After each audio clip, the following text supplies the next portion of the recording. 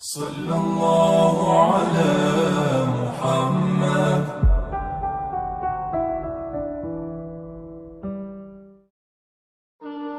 جناب عمر کا نام صرف کام نہیں، حضرت عمر کا نام انقلاب برپا کر دیتا ہے۔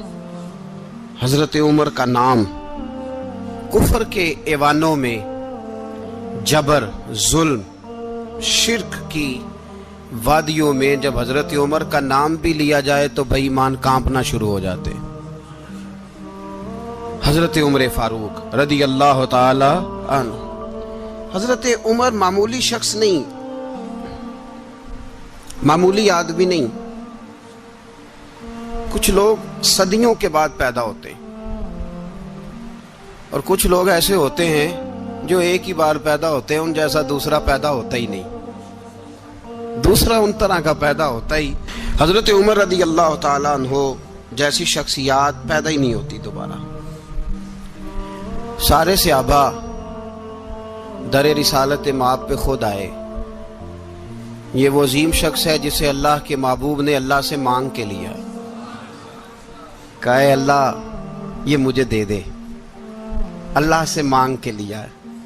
اس لیے صوفیاء کہتے ہیں کچھ مرید ہوتے ہیں، کچھ مراد ہوتے ہیں، کچھ مرید ہوتے ہیں، کچھ مراد ہوتے ہیں۔ مرید وہ ہوتا ہے جو چل کے آتا ہے، آ کے مرید ہوتا ہے۔ مراد وہ ہوتا ہے جسے کہا جاتا ہے کہ یہ کبھی میرا بن جائے نا، یہ کبھی آ جائے نا، میرا بن جائے، اس کو مراد کہتے ہیں۔ حضرت عمر مصطفیٰ کریم کی مراد ہیں، حضور کی مراد ہے۔ اللہم اعز الاسلام بے اسلام عمر ابن خطاب، اے اللہ اسلام کو عزت دے دے، میرے عمر کو کلمہ پڑھنے کی توفیق عطا فرما دے۔ اور کیسے دعا مانگی؟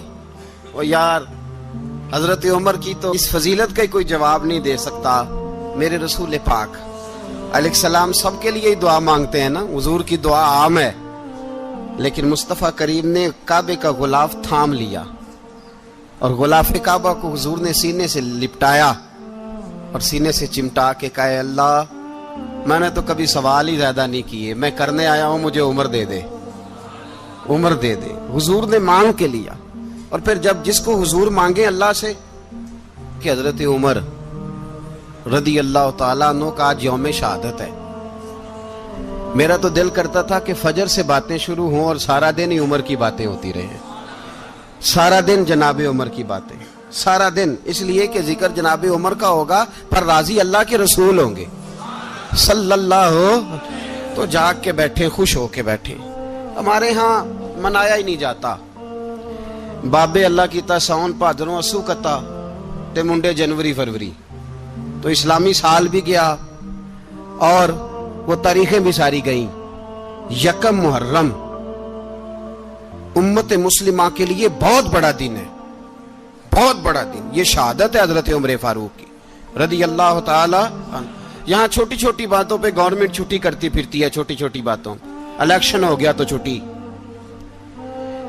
فلاں جگہ پہ تھوڑا سا کسی نے خبر دے دی کہ کوئی پریشانی ہے تو چھٹی، فلاں جگہ یہ ہو گیا تو چھٹی، یہاں تک کہ فلاں وزیر صاحب فلاں علاقے میں آئیں گے تو سارے علاقے کو چھٹی۔ اور اب تو اس سے بڑا حال ہونے لگا ہے، اگر جن لوگوں کی سندھ میں حکومت ہے ان کے لیڈر کا دن آیا تو اس دن چھٹی، اور جن کی پنجاب میں حکومت ہے ان کا دن آیا تو چھٹی۔ ہمارا مطالبہ ہے حکومت پاکستان سے، اگر سر اٹھا کے جینا چاہتے ہو تو یکم محرم کو چھٹی کیا کرو، اگر سر اٹھا کے جینا چاہتے ہو تو یکم محرم کو چھٹی کرو جناب عمر کے دن، اور ملت کے جوانوں کو بتاؤ کہ اگر عزت کی زندگی جینا چاہتے ہو تو اس طرح جیو جس طرح فاروق اعظم جی کے گئے ہیں، عزت اور وقار کی زندگی۔ جمہوریت حضرت عمر سے سیکھنی پڑے گی، حکومت کرنے کے طریقے حضرت عمر سے، رعایا کو سیکھنا پڑے گا کہ امیر کس طرح بنایا جاتا ہے اور امیر کس طرح کے ہوتے ہیں۔ یہاں لوگ ہمیں یورپ کی مثالیں دیتے ہیں، لوگ یہاں ہمیں آ کر کے امریکہ کی مثالیں، انہیں کیا پتا حکومت کیا ہوتی ہے؟ وہ کہتے ہیں جی وہ سائیکل پہ جاتا ہے ان کا حکمران۔ میں نے کہا وہ سائیکل پہ جاتا ہے؟ میرے عمر فاروق مدینے سے مکے گئے تھے تو پیدل ہی حج کرنے چلے گئے، پیدل ہی۔ اور جناب عمر فاروق رضی اللہ تعالیٰ عنہ عید کی نماز پڑھانے گئے، عید کی نماز عید کی نماز عمر خطبہ عید دینے گئے، اور اس زمانے میں کون سا غریب ہے جو ننگے پاؤں جاتا ہو؟ کون سا غریب ہے جو مسجد ننگے پاؤں جاتا ہو؟ لوگوں نے تو 3 قسم کی چپلیں رکھی ہوئی ہیں، ایک مسجد جانے کی علیحدہ ہے، گھر پہننے کی علیحدہ ہے، شادی بیاہ پہ جانے کی چپل علیحدہ ہے۔ حضرت عمر فاروق رضی اللہ تعالیٰ عنہ نکلے عید کا خطبہ دینے کے لیے، تو بیوی سے کہنے لگے جوتا، اس نے کہا صاحب اتنی دفعہ ٹوٹا ہے اب گانٹھا نہیں جا سکتا، اتنی دفعہ ٹوٹا ہے کہ اب دوبارہ پیمند نہیں لگ سکتے۔ تو حضرت عمر کہنے لگے چل کوئی حرج نہیں، بغیر جوتے کے ننگے پیر ہی چلتے ہیں، کوئی حرج نہیں۔ تو کہنے لگے لوگ کیا کہیں گے؟ فرمایا چپ کر، لوگ جس دن عمر نے یہ دیکھ لیا نا لوگ اس کے بارے میں کیا کہتے ہیں، اس دن عمر نہیں رہے گا۔ تو کہا پھر آپ کا نظریہ کیا ہے؟ فرمایا میرا نظریہ یہ ہے کہ رب رسول میرے بارے میں کیا کہتے ہیں، لوگوں کا کیا ہے؟ لوگ کل کسی کے بارے میں کچھ کہتے ہیں اور پرسوں کچھ کہتے ہیں، میرا نظریہ یہ ہے کہ رب رسول میرے بارے میں ننگے پیر عمر جا رہے ہیں۔ کون جی؟ میں بڑا ماڑا۔ اچھا جناب، کیا غربت ہے؟ 10 قسم کے جوڑے لٹکے ہوئے ہیں کمرے میں، اور پہننے کی فرصت نہیں، سویرے کیا پہننا ہے شام کیا پہننا ہے، 15 سوٹ کٹھے استری ہو کے لانڈری والا بھیج رہا ہے، اور تو غریب ہے، تو بہت بڑا غریب ہے۔ اس لیے کہ غربت پیسوں کی وجہ سے نہیں ہوتی، غربت تو دل کی ہوتی ہے۔ تو واقعی بڑا غریب ہے اور تو غریب ہی رہے گا۔ امیر تو عمر فاروق تھے جو ننگے پاؤں چلے گئے عید کی نماز پڑھانے، تو رستے میں جو ملا کہنے لگا عمر جوتا تو پہن لو۔ فرمایا تمہیں عمر کا جوتا نہ پہننے کا نقص تو نظر آیا ہے، کوئی حرج نہیں، اگر عمر کو کبھی بتانا ہوا تو وہ والا نقص بتانا جو عمر کی سیرت میں پیدا ہو، کردار میں پیدا ہو، وہ والا نقص بتانا، یہ چھوڑو جوتے آتے جاتے رہتے۔ ننگے پاؤں گئے، پاؤں دھوئے، نماز پڑھائی، لوٹ آئے۔ او بھائی یہاں تو ہمارا بناؤ سنگار اترنا، جتنی توجہ کپڑوں کی طرف ہے اتنی توجہ کبھی ہماری علم کی طرف ہوتی نا، جتنا ذوق شوق ہمارا بناؤ سنگار کی جانب ہے، اتنا بناؤ سنگار کبھی ہمارا اخلاقیات کی جانب ہوتا تو معاملات بڑی حد تک سنورے ہوئے ہوتے۔ حضرت سیدنا فاروق اعظم رضی اللہ تعالی اپنی زندگی کو ترتیب دیا، ایک دن بھی خلافت نہیں مانگی اللہ سے۔ حضرت عوف بن مالک اشجعی ایک صحابی ہیں، حضرت عوف بن مالک رضی اللہ تعالیٰ عنہ فرماتے ہیں کہ جناب ابو بکر صدیق کا زمانہ تھا تو میں نے خواب دیکھا، میں نے خواب میں جناب عمر کو دیکھا، اور میں نے دیکھا کہ کوئی کہنے والا کہہ رہا ہے کہ عمر وہ ہے کہ اللہ کے رستے میں کوئی اسے جتنا مرضی برا بھلا کہے یہ پرواہ نہیں کرتا۔ کس کے رستے میں؟ بولے سارے۔ اس کا مطلب ہے اللہ کے رستے میں لوگ برا بھلا بھی، قرآن مجید نے کہا وَلَا يَخَافُونَ لَوْمَةَ لَائِمٍ، کچھ لوگ ایسے ہیں جو برا بھلا کہنے والوں کی پرواہ نہیں کرتے۔ آپ یقین کریں اگر پرواہ شروع ہو جائے نا تو دین کا کام ختم ہو جائے، نہ کوئی تقریر کرے، نہ کوئی تدریس کرے، نہ کوئی پیری مریدی کرے، ختم ہو جائے اگر باتوں کی پرواہ ہو۔ لیکن وہ پرواہ، حضرت عوف بن مالک اشجعی کہتے ہیں میں نے خواب میں دیکھا کہ عمر وہ ہے جو کسی کی پرواہ، اور دوسری بات میں نے یہ دیکھی کہ عمر خلیفہ بنے گا، اور تیسری بات میں نے خواب میں یہ دیکھی کہ عمر شہید بھی کیا جائے گا، عمر شہید بھی ہوگا۔ یہ میں نے 3 باتیں خواب میں دیکھی۔ فرماتے ہیں میں نے آ کے خواب حضرت ابو بکر صدیق کو سنائی، وہ خلیفہ تھے، وہ کہنے لگے ٹھہر جا میں عمر کو بلاتا ہوں، اس کے سامنے دوبارہ سنانا، اس کے سامنے۔ فرماتے ہیں میں نے بلایا حضرت عمر فاروق کو، آ کے بیٹھے، خواب شروع ہوا۔ کا ایک بات تو میں نے یہ دیکھی کہ آپ ملامت کرنے والے کی پرواہ نہیں کرتے، دوسرا آپ خلیفہ بنے گے۔ جناب عمر کہنے لگے چپ کر، ابو بکر کے سامنے ہی کہہ رہا ہے، چپ کر، خلیفہ کے سامنے ہی کہہ رہا ہے۔ تو حضرت ابو بکر صدیق کہنے لگے عمر اسے کہنے دو، مجھے لگتا ہے رب کی رضا یہی ہے کہ میرے بعد اگر مصطفیٰ کا منبر ملے تو عمر کو ملے، اسے کہنے دو۔ یار یہاں تو لوگ ڈینگے مارتے ہیں، یہاں تو لوگ دعوے کرتے ہیں میرے سامنے فلانے کو بھی بٹھاؤ، فلانے کو بھی بٹھاؤ، اس کو کیا پتا، اس کو کیا پتا، یہ تو بڑکے مارنے کا دور ہے۔ حضرت عمر رضی اللہ تعالیٰ عنہ کو تیسری بات کہی، حضرت عوف بن مالک نے کہا آپ شہید کیے جائیں گے، میں نے خواب دیکھی ہے۔ نیک لوگوں کے خواب بڑی حد تک سچے ہوتے ہیں، کہا میں نے خواب دیکھی ہے۔ تو حضرت عمر کہنے لگے شہید تو دلیر لوگ ہوتے ہیں، शहीद तो दलेर, जिसे सारा जमाना दलेर कह रहा है, वो अपने बारे में क्या कह रहे हैं? कहते हैं शहीद तो दलेर, मैं तो काहिल सा आदमी हूँ, सुस्त आदमी हूँ, मैं तो इतना काम ही नहीं करता, तो ये ख्वाब तूने जो ठीक देखा है ना, फिर से देखना। तो अबू बकर सिद्दीक फरमाने लगे, आजिज़ी ना कर, इनकिसारी ना कर, तो जो कह रहा है ठीक कह रहा है, लेकिन मुझे सुन के शुक्र भी हुआ है और अफसोस भी हुआ है। अफसोस इस बात का कि तेरे जैसा बतले अजीम चला जाएगा, और शुक्र इस बात का कि रब तुझे जिंदगी भी एजाज वाली देगा, और शहादत की मौत दे के अल्लाह तुझे मौत भी इज्जत वाली अता फरमाएगा। अल्लाह मौत भी तुझे इज्जत वाली देगा, तुझे काहिलों जैसी मौत अल्लाह। हजरत फारूक आजम रदी अल्लाह, ओ भाई यहां तो इस जमाने का सबसे बड़ा मसला प्रोटोकॉल है। लोगों को पता होता है कामिल पीर है, कामिल मुर्शिद है, लोग नहीं जाते। मैं किसी का मुरीद हो जाऊं, मेरा प्रोटोकॉल किधर गया? पता होता है ये कामिल उस्ताद है, मैं इसके पास बैठूंगा तो मेरी तरबियत करेगा, लेकिन लोग शागिर्द नहीं बनते। मैं किधर गई? ये जो प्रोटोकॉल की मुसीबत है ना, इसने बड़े बड़े लोग जीरो कर दिए, बड़े बड़े लोग। और ये मत समझे कि आपका वजीर आजम प्रोटोकॉल लेता है या आपका सदर प्रोटोकॉल, वुज़ारा, ऐसी कोई बात नहीं। हम छोटे तबके से लेकर बड़े सारे प्रोटोकॉल के कायल हैं। हमारा तो दामाद भी कहता है कि मुझे पूछा नहीं, मैं तुम्हारे घर क्यों आऊं। हमारा तो भाई हर शख्स ऐलान करता है प्रोटोकॉल का, फलाने ने इज्जत नहीं दी तो वापस आ जाओ, फलाने ने सलूट नहीं किया तो वापस आ जाओ। लोग जहां सलूट करना चाहिए वहां भी सलूट कराने के कायल हैं। पर हजरत उमर रदी अल्लाह ताला, हजरत उमर की सादगी और फिर जनाब उमर की आजिज़ी, जब इंसान अपने ऊपर सवार कर लेता है ना, सवार कर लेता है, मैं बदकार पुराना खादम, किसे दर मिली निट होई, इते वासफ यार ने नजर जो की थी ते वासफ वासफ ही।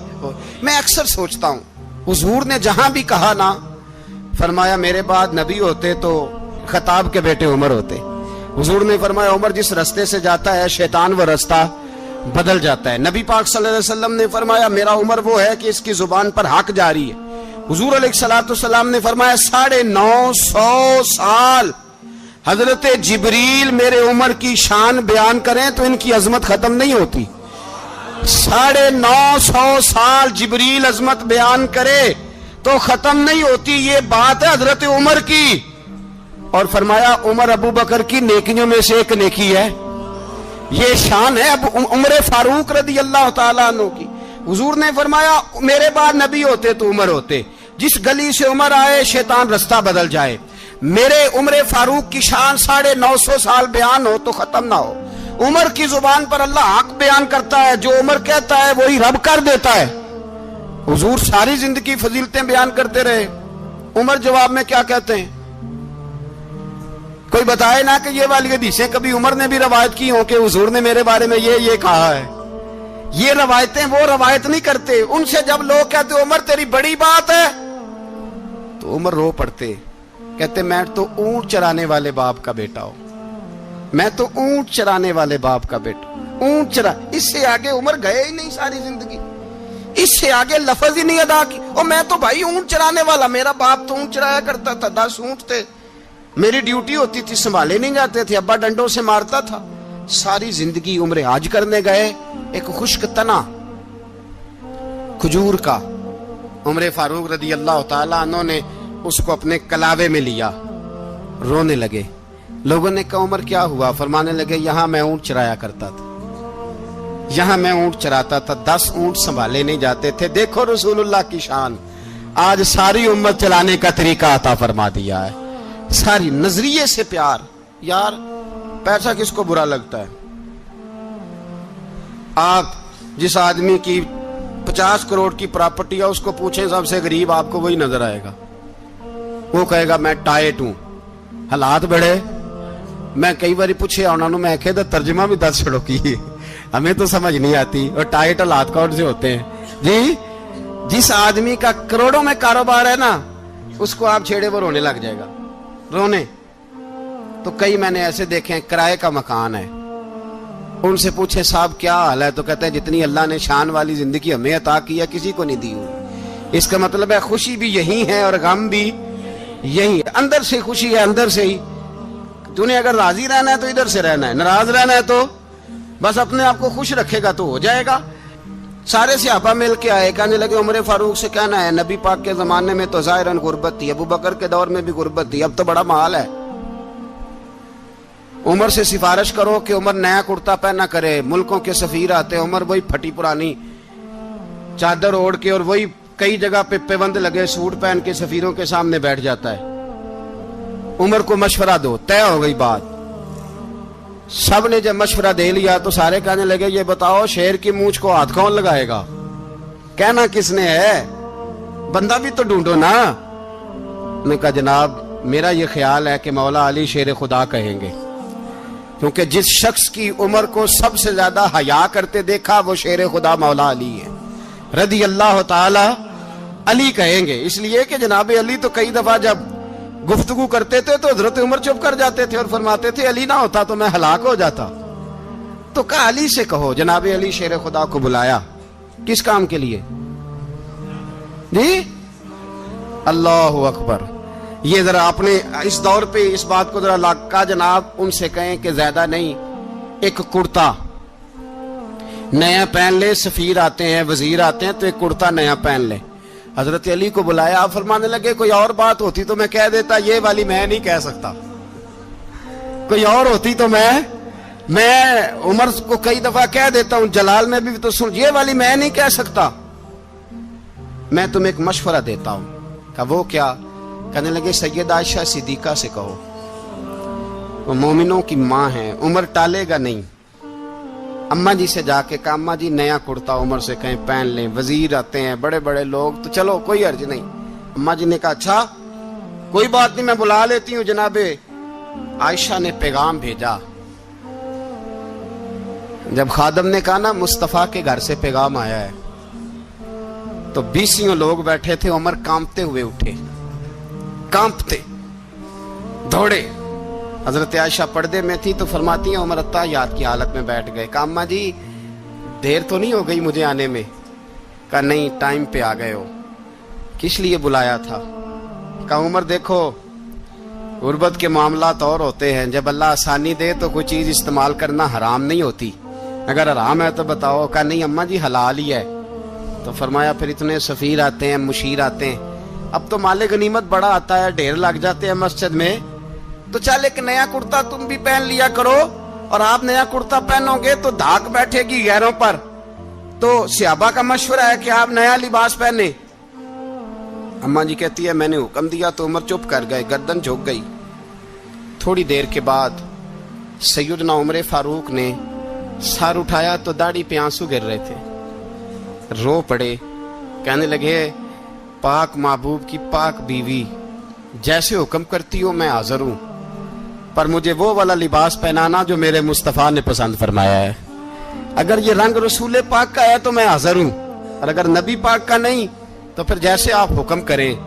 جناب عائشہ کہتے ہیں عمر روئے تو میں زیادہ روئی، میرا پلو بھیگ گیا آنسوؤں سے۔ میں نے کہا عمر آپ جائیے۔ عمر یوں نکلے تو جو صحابہ کھڑے تھے وہ کونے میں تھے، سارے آ گئے۔ کہا اماں جی کیا بناؤ؟ فرمایا بھائی تم سب جو باتیں کہتے ہو وہ اپنی جگہ ٹھیک ہیں، پر عمر جو بات کرتا ہے وہ سب سے زیادہ ٹھیک ہے۔ عمر جس پہلو پر بات کرتا ہے وہ یار ایسی عاجزی، ایسا رنگ، ایسا انداز، ایسا طرز حیات، ایسی زندگی۔ اولاد کے معاملے میں لوگ بزدل ہو جاتے ہیں، بزدل، پر حضرت عمر کا بیٹا مصر گیا، وہاں سے کمائی کر کے لایا، تجارت کرنے گیا، لاکھوں کا مال۔ کون سا باپ ہے دنیا میں جس کا بیٹا باہر سے پیسے لے کے آئے تو ابا تفصیل پوچھے کہ بیٹا کہاں سے کمائے، کہاں سے لایا، کتنے ملے، کیوں آئے؟ کون سا باپ تفصیل پوچھتا ہے؟ ابا تو کہتا ہے لا صحیح، اور تعریفیں کرتا ہے میرا بیٹا بڑی کمائی کرتا ہے۔ کبھی پوچھا ہے اس سے کہ ڈیوٹی صحیح دیتا ہے کہ نہیں؟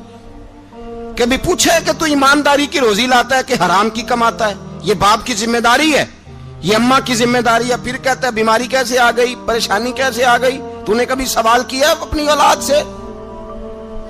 حضرت عمر فاروق رضی اللہ تعالیٰ عنہ کا بیٹا مصر سے پیسے کما کے لایا تو جناب عمر نے بلایا، فرمایا بیٹے اتنی تو تیرے پاس راس ہی نہیں تھی، تھوڑے سے تو پیسے لے کے گیا تھا، اتنی کمائی کیسے ہو گئی؟ اتنے تو پیسے نہیں تھے صاحب، کہاں سے کمائی لائے؟ اس نے کہا ابا جی وہ جو میرے چچا ہے نا مصر کے گورنر آپ کے دوست انہوں نے میری مدد کی ہے. فرمایا جتنے لوگ گئے تھے سب کی ہے مدد اس نے؟ کہا نہیں صرف میری کی. فرمایا تیری کیوں کی؟ تیری کیوں کی؟ کہا حضور آپ کے دوست ہیں. فرمایا چپ کر حضور انہوں نے مجھے اتنے پیسے دیے میں نے کاروبار میں ڈالے تو نفع آیا تو میں ان کی رقم دے کے. فرمایا خاموش ہو جا باقی جتنے لوگ گئے تھے سب کی مدد کی اس نے؟ کہا نہیں حضور صرف میری کی. فرمایا اس نے تیری مدد نہیں کی اس نے خلیفہ کے بیٹے کی مدد کی اس لیے کہ وہ خلیفہ کو اپنے حق میں نرم کر سکے. فرمایا آدھا مال تیرا ہے آدھا مال غنیمت کا ہے مال خزانہ کا ہے مسلمانوں کا ہے اس لیے کہ تو جو وہاں سے مال کما کے لایا ہے وہ اپنے باپ کے خلیفہ ہونے کی وجہ سے کما کے لایا ہے لہذا رکھ ادھر. یہاں کہتے ہیں کدھر سے آیا کیسے آیا کون سا حساب دیں کیا کریں. او بھائی حضرت عمر رضی اللہ تعالیٰ عنہ کا اپنی اولاد کے بارے میں یہ رنگ ہے. ایک جنگ سے نا خوشبو آئی. خوشبو بڑی مہنگی ہوتی تھی عرب میں خوشبو آج بھی بڑی مہنگی ہے وہ زیادہ استعمال کرتے ہیں. میری باتوں کی سمجھ آ رہی ہے میرے بھائی؟ بڑی مہنگی خوشبو تھی. جب وہ خوشبو آئی تو حضرت عمر نے کہا گھر میں پہلے پہنچی حضرت عمر کے چونکہ زیادہ عورتیں استعمال کرتی تھی گھر کے اندر خوشبو مرد بھی لگاتے تھے.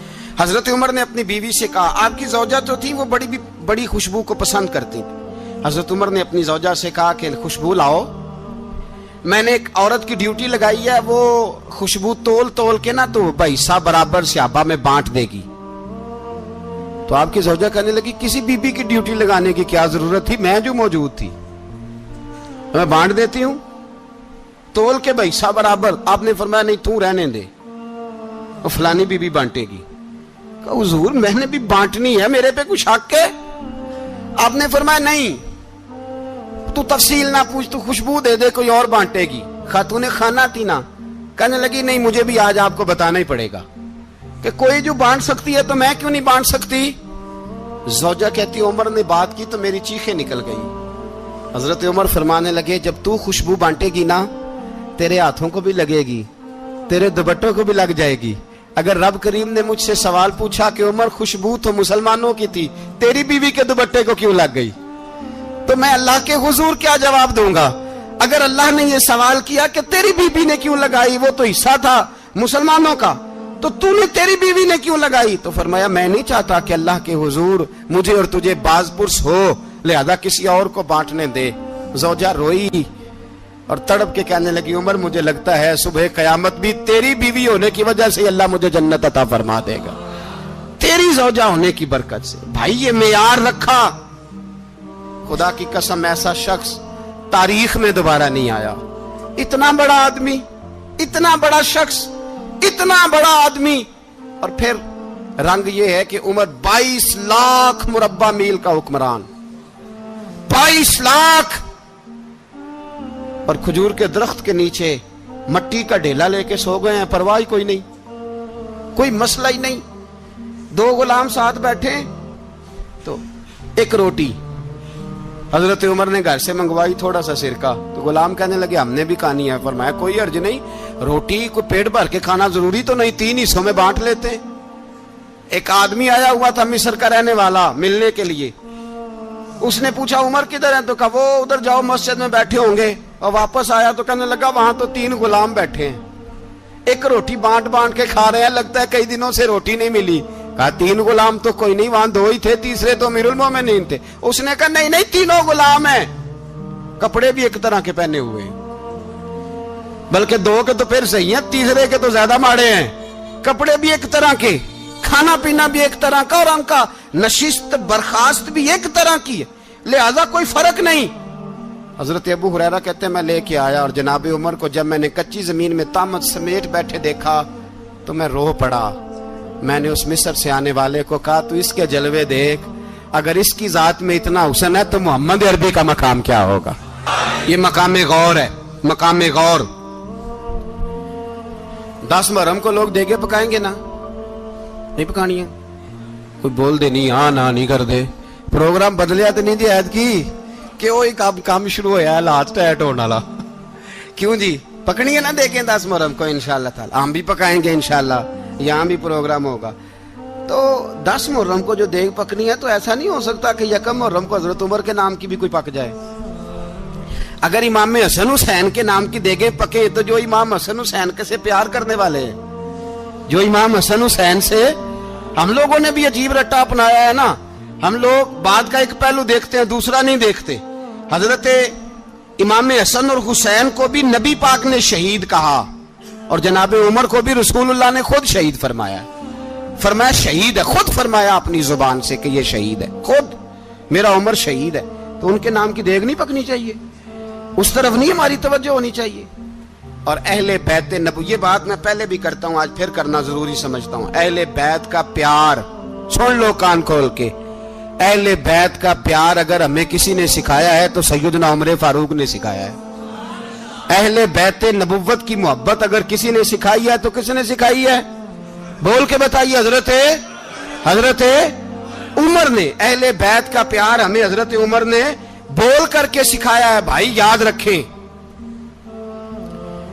کسی کی طاقت نہیں تھی دم مارنے کی حضرت عمر کے سامنے, طاقت ہی نہیں تھی. کیسر و کسرا کانپ جاتے تھے, جرأت ہی نہیں کرتے تھے حضرت. اور ہمارے تو تعلقات بڑے ہیں نا غیروں سے.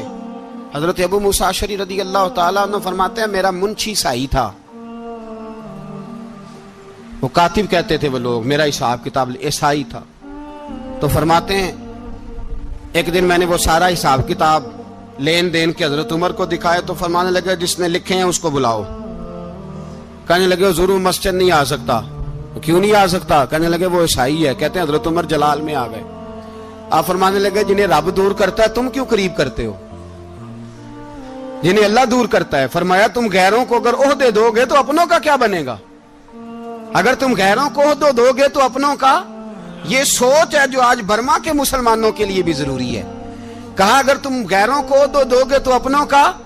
ہم نے غیروں کو عہدے دیے تو دیکھا نا اپنے کس طرح کاٹے جا رہے ہیں. غیروں کو جو عہدے دے دیے, جرانے سارے غیروں سے. روز دعویٰ ہوتا ہے چین ہمارا سجن ہے, چین ہمارا دوست ہے. او بھائی دوست ہے تو اس سے کہو نا کہ برما تو تمہاری ایک چھوٹی سی ریاست ہے, چین کے بغیر تو وہ سانس بھی نہیں لے سکتا. اس کو کہو نا اس حکومت پہ دباؤ ڈالے. لیکن ہم لوگوں نے غیروں کو عہدے دیے تو اپنے پس گئے. حضرت عمر کہتے تھے ذمی کا ہم ادب کریں گے, ذمی کافر کا ہم, ایسا کافر جو مسلمان ریاست کو قبول کرے, بدامنی نہ پھیلائے. ایک آدمی کو آپ نے دیکھا آنکھوں سے نابینا ہے اور بھیک مانگ رہا ہے, تو حضرت عمر کو نظر آ گیا. فرمایا کون ہو؟ اس نے کہا میں یہودی ہوں. فرمایا بھیک کیوں مانگتے ہو؟ کہا جب تک تندرست تھا مسلمانوں کو جزیہ دیتا تھا, بوڑھا ہو گیا ہوں کیا کروں. حضرت عمر نے گھوڑے کی پشت پہ بٹھایا, کافر کو گھوڑے کی پشت پہ بٹھایا اور بٹھا کے مدینے لائے. حضرت علی شیر خدا وزیر خزانہ تھے. فرمایا علی اس کا وظیفہ جاری کرو. کہا یہ کون ہے؟ فرمایا یہ یہودی ہے لیکن یہ ہمیں جزیہ دیتا رہا, بوڑھا ہو گیا بیچارہ, بھیک مانگنے پہ مجبور ہے, ہماری حکومت کے اندر رہتا ہے, اس کا پورا وظیفہ جتنا خرچہ اتنا وظیفہ لگاؤ. حضرت علی کہتے ہیں میں وظیفہ لگا رہا تھا اور وہ میرے نبی کا کلمہ پڑھ رہا تھا, وہ رسول اللہ کا کلمہ پڑھ رہا تھا. یہ مزاج, یہ نہیں کہ کافر. حضرت عمر نے گورنروں کو خط لکھے تھے کہ زبردستی کسی کو مسلمان نہیں کرنا, جہاں ان کی عبادت گاہیں بنی ہو گرانی نہیں, کوئی مندر کوئی گرجا ضائع نہیں کرنا. اسلام سب کو جینے کا موقع دیتا ہے, پر بے ایمانو ظالمو بدذاتو تمہیں یہ کہتا ہے کہ ہم تمہیں جینے کا موقع دیتے, تم بھی مسلمانوں کو جینے کا موقع دو. یہ جہاں بستے ہیں جہاں رہتے ہیں انہیں وہاں جینے کا موقع دو, انہیں بھی اللہ اکبر کہنے کا موقع دو, انہیں بھی قرآن پڑھنے کا موقع دو, انہیں بھی رسول اللہ پر درود پڑھنے کا موقع دو. ہمارے ملک میں عیسائی اپنی مرضی سے کھلے عام تبلیغ کرتے ہیں. یہاں تو چینل چلائے ہیں عیسائیوں نے. کسی مذہبی جماعت نے کبھی جلوس نکالا ہے کہ عیسائیوں کا چینل بند کرو؟ بولے نکلا ہے کہ نہیں نکلا؟ کتنے ظلم کی بات ہے.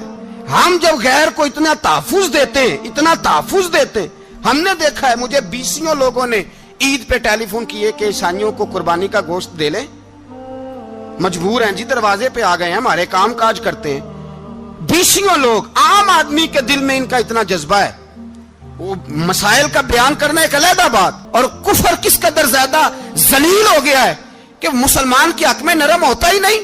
اور اس سے بڑے ذلیل وہ ہیں جو ان ذلیلوں کے سپورٹر ہیں, وہ کسی عرب ملک کے حکمران ہو یا کسی اور جگہ کے, وہ بڑے ذلیل ہیں جو ان ذلیلوں کے سپورٹر ہیں, جو برما کی بچیوں کے قتل پر اپنی حکومتیں چمکا رہے ہیں.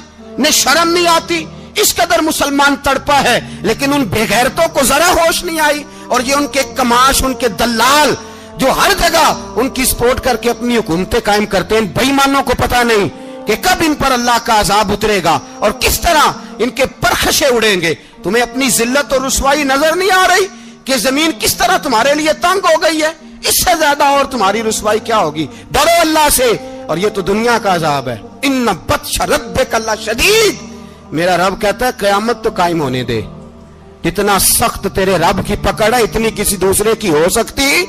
याद रखें और थोड़ा एहतियात करें हम सब लोग भी, जो हम लोग आधी जुबान बोल के भी इनकी सपोर्ट करते। अब शर्म आनी चाहिए हमें इन हुकूमतों की सपोर्ट करते जो मुसलमानों की लाशों के ऊपर हुकूमतें कायम करते हैं, शर्म आनी चाहिए। बहरहाल बात दूर निकल जाएगी और मैं अपने मजमून पे रहता हूं। अहले बैत का प्यार अगर सिखाया है तो जनाबे उमर ने सिखाया है, रदी अल्लाह ताला अन्हो। इमाम हसन मिलने, आप यकीन करें मैं जब इस वाकया को पढ़ता हूं तो मेरा दिल झूम जाता है। मैं कहता हूं यार, डाटा होना अपनी जगह पे, इश्क होना अपनी जगह पे, इंसान का बावकार होना अपनी जगह। जहां खड़े होना था वहां ये खड़े होते थे, और जहां झुकना था वहां ये इन लोगों में इकबाल ने कहा था, तेरी निगाह नाज से दोनों मुराद पा गए। अकले की याबो जुस्तजू, इश्के हुजूरो इस तरह। जहां अगर आया है सामने कैसरो किसरा तो उमर जैसा दलेर कोई नहीं। अगर सामने आया ईरान का बादशाह तो उमर जैसा तगड़ा कोई नहीं। अगर आया है सामने गुस्सान का बादशाह तो उमर जैसा आदिल कोई नहीं। लेकिन अगर अली का बेटा आया है, अगर फातिमा के लाल पारे आए हैं, तो फिर फारूक आजम से जैसा मुहिब कोई नहीं, फिर उनसे जैसा प्यार करने वाला कोई नहीं। अंदर बैठे हैं जनाबे उमर, अंदर तन्हाई में कुछ वजीरों से गुफ्तगू हो रही है, मीटिंगें जारी हैं। आपके बेटे मिलने आए जनाबे अब्दुल्ला इब्ने उमर, अब्बा जी मिलने आए। बात ठहरो, बात कर रहा हूं, कोई ना अंदर आए। साहबजादा बाहर खड़ा है। थोड़ी देर गुजरी तो इमाम हसन भी आ गए। कौन आए? आपको अजब मिलेगा इमाम साहब का नाम लेने से, वो सरदार हैं जन्नतियों। कौन आए? सारे बोलिए। इमाम हसन, तेरी नस्ल पाक में है बच्चा बच्चा नूर का, तू है ने नूर तेरा सब घराना। इमाम हसन आए तो हजरत अब्दुल्ला इब्ने उमर को दरवाजे पे खड़े देखा। कहा अमीरुल मोमिनीन कहाँ हैं? कहने लगे हजरत उमर के बेटे। कहने लगे वो अंदर बैठे, कुछ मीटिंग हो रही है और उन्होंने कहा कोई अंदर ना आए, लेकिन आप जाना चाहें तो चले जाएं। आप जाना चाहें तो, तेरी नस्ल पाक में है बच्चा बच्चा नूर, आप जाना चाहें तो चले जाएं। तो उन्होंने कहा जब आप बाहर खड़े हैं तो मुझे कोई इतना जरूरी काम नहीं, और अभी जोर की नमाज थोड़ी देर में होगी, मैं मस्जिद में मिल लूंगा अमीरुल मोमिनीन से। ये बात कह के इमाम हसन चले गए। यार इतनी बड़ी बात नहीं थी, इतनी बड़ी बात नहीं थी। वो मेरे उस्तादों का बेटा भी आए तो कहा ठीक है जी वो सोए हुए हैं, तो कोई गर्ज नहीं यार, मैं ठहर के आ जाऊंगा। कोई बड़ी बात नहीं थी, देखा जाए तो बड़ी बात नहीं थी, पर बात बहुत बड़ी थी इसलिए कि ये खाली हसन नहीं, ये हसन इब्ने अली है, ये हजरत फातिमा के लख्ते जिगर। हजरत उमर बाहर निकले, अब्दुल्ला इब्ने उमर से पूछा कोई आया तो नहीं? तो कहा हुजूर इमाम हसन आए थे। तो कहा फिर शहजादे को अंदर क्यों नहीं भेजा? कहा मैंने कहा था। वो कहने लगे अगर अमीरुल मोमिनीन मसरूफ हैं तो मैं जोहर में मिल लूंगा। हजरत उमर रोने लगे। फरमाया बेटे तूने अच्छा नहीं किया। फिर मस्जिद नहीं गए, सीधे इमाम हसन के दरवाजे दस्तक दी। इमाम हसन बाहर आए। कहा शहजादे आए थे तो मिले क्यों नहीं? तो इमाम हसन कहने लगे हुजूर आपका अपना बेटा दरवाजे पे खड़ा था, आपका अपना बेटा दरवाजे पे खड़ा था, और मना भी किया था आपने तो मैं जोर में मिल लेता। हजरत इमाम हसन फरमाते जोश जज्बात में जनाबे उमर ने सर से पगड़ी उतार दी, जोश जज्बात में। कहने लगे हसन मेरे बेटे का और आपका क्या मुकाबला? क्या उसकी मां का नाम फातिमा ज़हरा है? क्या उसकी नानी का नाम खतीजतुल कुबरा है? क्या उसके नाने का नाम मोहम्मद मुस्तफा है? आपका और उसका क्या मुकाबला? फिर रो पड़े और कहने लगे बेटे मैं मक्के के सहराओं में ऊंट चराया करता था, ये जो मेरे सर पर इज्जत के बाल हैं ये तेरे नाने के उगाए हुए, मैं मक्के के खबरदार शहजादे खबरदार। ओ भाई अहले बैत नबुव्वत के अदब का रंग अगर सिखाया है तो सैयदना उमर ने सिखाया है। हजरत उमर फारूक अथॉरिटी है, इस्लाम की अथॉरिटी। यकम मुहर्रम हजरत उमर की शहादत है। यहूदी बोल उठा, काफिर बोल उठा, अगर 6 महीने उमर दुनिया में और रहते तो दुनिया में कोई काफिर मौजूद न होता। 6 महीने। और जब इस बतले जलील का जनाजा उठा, अल्लाह, बुखारी पढ़िए ना, अल्लाह मरजुकना शहादतन फी सबीलिक, अल्लाह बिस्तरे की मौत ना देना, शहादत की देना। उमर शहीद हुए, मस्जिद नबी में नमाज पढ़ाते। और जब जनाजा उठा तो मदीने का फिर पीछे जो दलेर बचे वो मौला अली थे। मौला अली, जनाब उमर का जनाजा उठा तो सबसे पहली हाय जो निकली वो हजरत अली की जुबान से निकली। और हजरत अली सारी दाढ़ी आंसुओं से भर गई। लोगों ने कहा कि अली क्या हुआ? फरमाने लगे, तुम देख नहीं रहे जनाजा किसका उठा है? पलट के देखो तो सही, तुम पता नहीं ये कौन गया है? कहा हुजूर क्या हुआ? आप फरमाने लगे, उमर इस तरह के काम करके गया है, अब इनके रस्तों पे कौन चलेगा? कौन इसके जिगर राहे वफा में? मैं नक्श ऐसे छोड़ आया हूं, मैं जिस मंजिल से गुजरा हूं वो अब तक याद करती है। हजरत अली हजरत उमर के जनाजे पे खड़े होकर कहते हैं, अल्लाह मुझे उस तरह के अमल करने की तौफीक दे जिस तरह की उमर करके गया। मेरे भाई, बतले अजीज, बतले हुर्रियत हजरत उमर रदी अल्लाह ताला अन्हो, जो अपनी जिंदगी इनकलाब वाली गुजार के गए। उमर जब दुनिया से गए तो 80 दिनार का कर्जा था।